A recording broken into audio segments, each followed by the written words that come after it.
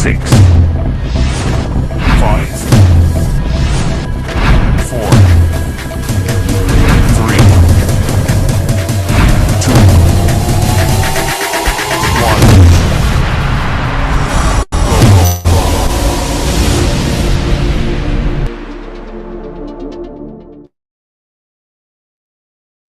Good morning, good morning, good morning, everybody. Happy Monday to you. What's happening?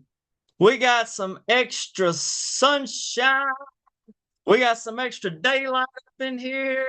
Yeah. Hope everybody is doing good this morning. My name is Chad Free, and I am a wealth strategist just outside of Greenville, South Carolina. Looks like some people are still sleeping in. Well, we ain't got too many numbers on here. I think they forgot to do their clock. What do you think there, Brock? Maybe. Well, good morning to everybody. Good morning, good morning, good morning. Hope everybody's doing good. Hope everybody had a great weekend and has a good week planned ahead. Before we get started rocking and rolling and shaking and baking, let's do our affirmations if we could. Y'all know how we roll. We're going to come off of mute if we have affirmations. If we don't, I'll tell you what it is and we'll say it anyway. All right. All right, so here's affirmations, guys. I am created on purpose for a purpose, and you are created on purpose for a purpose. Very easy, okay? So now let's do it together. Let's come off of mute. All right, everybody off of mute. Oh, here we go. Look at here. On the count of 3, let's say it together. I am created on purpose. You are created on purpose for a purpose. Yeah, I like it. I like it. I like it. All right, now we can count get to rolling. 3. Forgot to count to 3. I was ready for the count to 3, and then you just jumped right into it. I know it. I know it. See, there was 3 seconds. 3 seconds delays. You know me. I like to make sure that we're rocking and rolling. So anyway, well, good morning, everybody. Hope everybody's doing well. I want to talk to you about something this morning that I have spoke about before, and it's about this time too. I bet if we look back last year, I probably spoke about it, but that really wasn't planned. It was almost an instinct. So as the spring is coming around, you know, a lot of people, we start doing some spring cleaning, right? My goodness, my garage needs to be cleaned out so bad. And that's going to happen. But we think of spring cleaning a lot with, closets, our chest of drawers, garages, what have you. But let me ask you a question. People start throwing away things they don't use no more. But when's the last time have you ever had a spring cleaning in your life? Okay. Sometimes we don't think about the spring cleaning in our life because we're so busy, doing the status quo and spring cleaning closets and everything I just mentioned earlier. But I just want to bring up this point. If we're calling it what it is, it's not all about your house. It could be the voices that are in your head, the influences that you allow in, the conversations, the people that you surround yourself with. Your life rarely rises above the level of the voices you listen to. And I was struggling one time really, really, really, really, really, really, really bad with something that kept coming across my mind, and I could not shake it. It's been a while back. And somebody told me, a very close, dear friend, and we've all heard it probably, but I didn't listen until he told it to me. Battles are won and lost in your mind. Battles are won and lost in your mind. And most people think that they are independent thinkers, right? But in reality, we're constantly being influenced. We really are. Let me stop right here. On this part right here, it got me thinking, you know, I feel like I have a pretty strong mindset, but who on here, put a 5 in the chat if you ever listen to the oldies. I'm talking 50s and 60s music, beach music. Put a 5 in the chat if you've ever listened to that music. Anybody?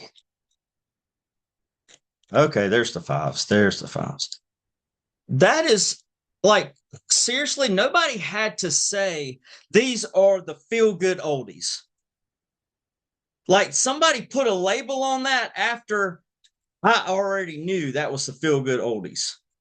Like, that music, just for me, maybe not everybody, but it just puts me in a good mood. Now, I don't listen to it all the time, but when I do listen to it, I'm like, man, that's good stuff. The Beach Boys, just the feel good oldies. So what I'm telling you is, it truly matters what you allow in your mind and what you are listening to. It truly, truly dictates how you feel and the influence that it has on you. The people that you talk to every day, the conversations you hear, podcasts you listen to, the things that you're scrolling through on social media. That's another thing. There for a while, I would go down these rabbit holes and I'd keep digging, keep digging, keep digging. And I found myself, look, I don't need to be doing this. I need to trust God that everything's going to be fine. He is in control, period, point blank. So I had to do the whole control, alt, delete and get out of the rabbit holes. And I'm just talking about things in this country. Now, listen, the way I look at that is you have to be aware so you can be prepared. But I can't allow that. It began to kind of keep me thinking and so conscious of potentially living in fear. Because the rabbit holes that I went down, there was nothing real positive in it, right? Interesting, disappointing, but anyway, we won't go there. But you have to be conscious on what you are feeding your mind. You do. Or it will start taking hold. All of that is shaping the way that you think. And how you think determines how you act. How you act determines your results. So if your results aren't where you want them to be, maybe it's not a skill problem. Maybe it's an influence problem. Now I want to back up, and I didn't plan on doing this or talking about this, but maybe that is some insight on when you talk to other people. When you truly are focused on bettering yourself,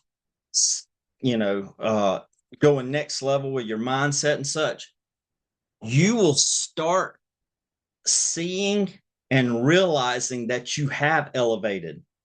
Go back to somebody that you hadn't spoke to in a long time, or somebody you hadn't been around in a long time. And it's not that you're better than anybody. I'm not saying that, but you're thinking on a higher frequency.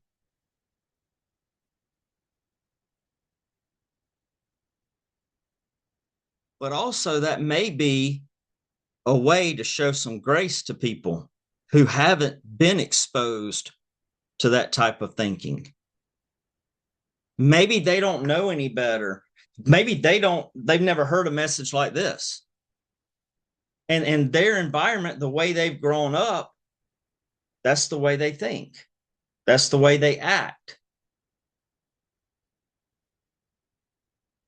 So again, you really can't change anybody, but maybe you can show some grace instead of just writing them off. Well, they're crazy, that's just, and calling them some words or however you want to think about them. But just not everybody comes up in your shoes. That's why I can't sit here and get mad at somebody because I've never walked in their shoes. And I have to be conscious of that.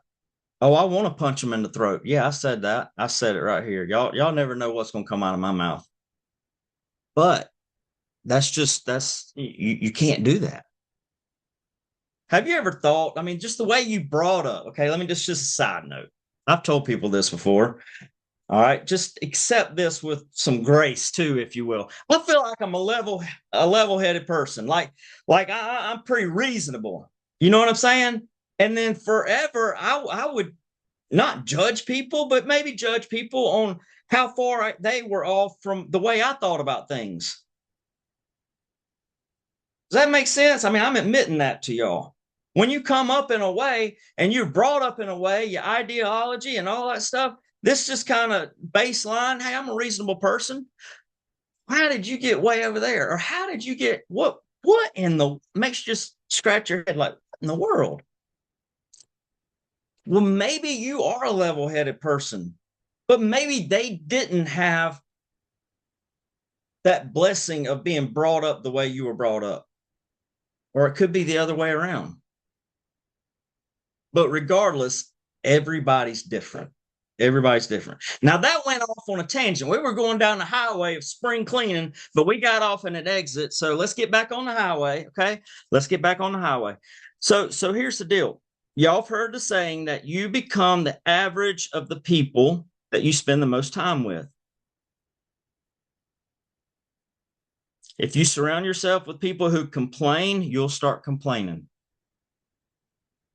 I have to protect myself here. Like I have to make a conscious effort to not expose myself to complainers and such. I can't. It does. It starts making me, although I feel like I'm strong, it'll start affecting me. It really will. You'll start thinking small. If you start surrounding yourself with people who consistently focus on what's wrong, how many of you know people like that? This country's shot. It's horrible. Yeah, we are in a bad situation, but you gotta make the best of where you're at. You got to control what you can control. I think if I'm not mistaken, Christian, he's on here. He said this, and I give him a shout out every time. I didn't even plan on doing that, but when you focus on the uncontrollables and that's all you focus on, that it gets bigger and bigger and bigger and bigger and bigger. And then it makes your controllables seem impossible. Like, why bother? He drew a circle and all these things were uncontrollables. And in the very middle was a circle. And those are the things that you can control. And when you focus on all of those things, that big circle keeps getting bigger and bigger, and your circle keeps getting smaller and smaller. But sometimes people don't stop to realize that's what's going on. So that's why I'm saying this is a good time to spring clean. Good time to spring clean. Who are those voices in your mind? You don't have to kick them off the bus like we talked about last week or week before. Put them in the back of the bus. Tell them you can't talk on this bus, right? If you don't want to kick them off the bus. But it's so important you protect your mind. It really, really, really is. I'm trying to level up. I want to level up so I can be the best version of myself, not just for my family, but for the plan God has for me. I want to step into his plan. I'm not trying to create my own plan. I want to yield to him. That's what I want to do. And just be used. So maybe this spring is time for a little life cleanup, not necessarily cutting them off. You ain't got to cut them off, but being more intentional about who you allow to influence your thinking. Pay attention to three things. First, conversations. Conversations. If every conversation is negative, fearful, and small-minded, be careful how long you stay in that conversation. So, conversations. Second is the content. Content that you listen to every day is shaping how you think. Listen to some beach music for a little bit, make you feel good. Third, company. Spend more time with people who challenge you and push you and expand how you think, because growth rarely happens when you're surrounded by comfortable thinking. Comfort leads to complacency. Now, I'm not just saying this to encourage you to get rid of the negative. I'm saying this because maybe you are about ready for that next step in your life. Everybody has a next step to become better. And I always say, even the best, if you think you've arrived, even the best has a next step. Everybody has a next step in their life, in some area of their life, to become better. So what if you don't have room or the capacity to accept the new voices, to accept the new people, to accept the new influence? You've got to make room for that. So it's not just getting rid of the negative, it's making room for the new, for your next step. If you're not taking your next steps or being conscious that you have a next step to take, you're going backwards. I didn't say you're just always going to be progressing, but you need to be mindful that there is a next step. What is that next step? What is that next step? You know me. Pray about it. Ask God what your next step is. Ask Him to reveal it to you. Allow Him to reveal it to you instead of you revealing stuff to Him and hoping that He just blesses it. Be open and willing to yield to what He already has planned in your life. So, guys, that's all I got. That was a quick one. Spring cleaned right on up this morning. I hope it was something to think about. Like I said, I believe I talked about this last week about this time. But when them clocks spring forward, I guess I just start talking about, spring cleaning them friends, them acquaintances, them people in your circle. Be careful who's in your corner. That's the deal right there. You can have people in your circle, but be careful who you let in your corner. So that's what I'll leave it with. Anybody got anything for us this morning? Anybody? Thank you, everybody. Thank you, everybody. Nobody? Put a 7 in the chat if you're going, oh, Christian. Yes, come on, Christian. Talk to me, Please baby. excuse I was my about to call voice. you out, but I didn't want to do that. Nah, yeah, please excuse the voice. I got a cold going around the house, but that was great. I came in right when you're like, I'll punch someone in the throat. I'm like, who are we talking about here? Yeah, man, I love this. I was listening to a guy recently. He very just made me think back on that, where he was talking about you know, one of the things that makes a beautiful garden is you have to cull the other, a master gardener will lay down a bunch of seeds, but you have to cull the weeds, you have to cull the other flowers too. And you do that on kind of a regular basis. And it just made me think about this last week also. I took Ezra to the lake. We're doing a hike at the local lake, and they were doing a controlled burn. And just made me think about, like, you got to kind of get that undergrowth out of there in your mind, and protect it, because that's what protects the larger forest too. So That's just what came to mind when you were talking. A little It's bit different, great. but yeah. I'm gonna steal that from you next time so Yeah. next spring I'm gonna remember that. No, that's great. It really is. That's good. For the underbrush, you got to control it to control the entire forest. That's really good. Huge. Anybody else have anything for me?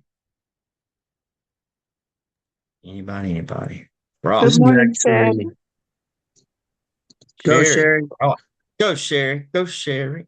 It's her birthday.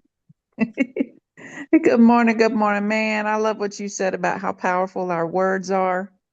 Um, what we listen to, all that, that would just really hit me. And my favorite thing I think you said today is we can have anybody in our circle, but be careful who we have in our corner, and I just want to challenge all of us to really take a moment to be still and pay attention to the fruit of our friends, pay attention to the words they're choosing around us in our business so that we can be aware of what we need to share and what we don't need to share. Because not everybody's praying for you, right? And just to start to, like you were saying, and Christian was saying, like, let's get rid of the underbrush that's in the way, and find who we truly need in our corner. So, man, I appreciate you, Chad, like always, just speaking Thank you, truth Sherry. today. Thank you, Sherry. Thank you, Sherry. Appreciate that. Rock. I remember. Can you hear me? Yes, sir. I remember you you sharing this message actually, and I I do something. There's a book I read about spring cleaning, and I remember this a couple years ago, and I find it fascinating that the spring cleaning in our garage. So it made me think of your garage, and it seems like it's a repeated. Excuse me. It's a repeated behavior. Boy, I can't talk. It's a repeated behavior that every spring we go to our garage and we look at it and we're like, how did this garage get like this? Like, at what? Excuse me. I'm very sorry, everyone. At what point did this garage start to get dirty? It didn't get dirty the minute we walked in there and said, okay, I guess yesterday somebody came in and destroyed my entire garage and put stuff everywhere. And so it made me, because I was like this all the time. I was like, how the hell did all this get in here? Like, what took place here? And then I started to look at the behaviors and the habits that I was doing throughout the year. And the root of it was I just had bad behaviors, or I had bad habits that I would just be in a rush, or I would just throw it in there, or I'd just be like, I'll just get to it later.